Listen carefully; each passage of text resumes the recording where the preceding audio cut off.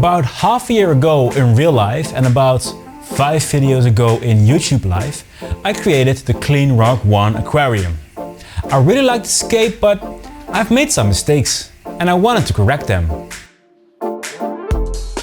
If you take a look at this tank, we can see 3 to 4 obvious mistakes. First off, almost all the plants have died. Secondly, the scape is just too minimalistic for the fish that we're keeping. And third, the waterfall, water flow and bubbles aren't working correctly. And if we're honest, fourth might be that we should add some more fish. Well, we're gonna be fixing these mistakes one by one. Let's start off with the equipment. First up, the water flow. This is too strong. The flow was so strong that some fish were continuously hiding from it, and I've decided to remove some of these species from this tank. I also reduced the flow a little bit, and with a new hardscape, we will create more resting places from the harsh flow. I also added a third oxygen pump to this tank to still keep the Clean Rock One vibe I was going for in the first place. I've also decided to keep the waterfall as is, since when it's running it doesn't really add something to the tank. For now, it's just gonna be decoration.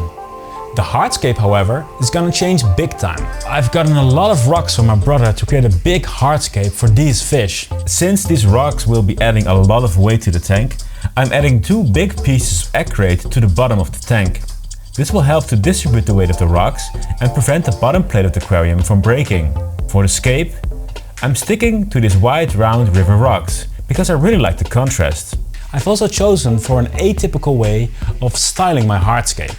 At least for the rocks I'm using. For the scape I'm making, people mostly use things like dragonstone. I'm creating 2 big arcs and a large peak in the background. The reason for creating a scape like this is the fact that I've noticed that my gobies really like to play King of the Rock or King of the Castle.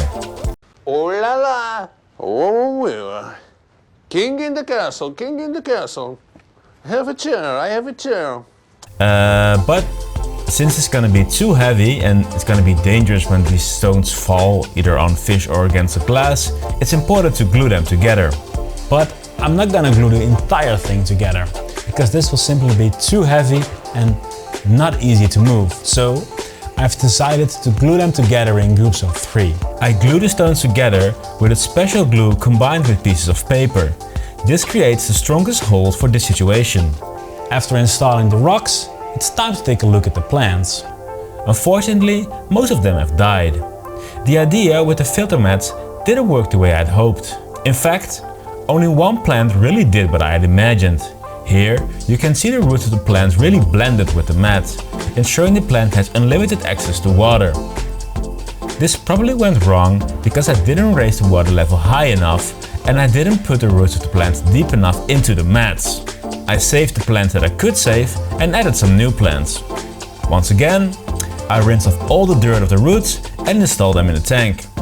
And now it's really coming together. If we now look at this tank, we can clearly see the fish being way more playful, colorful and just all around happy. And in the end, that's all that matters. I really love seeing my fish happy, and I will soon be adding more gobies to this tank. If you're wondering which type of gobies I'm gonna be adding, stick around.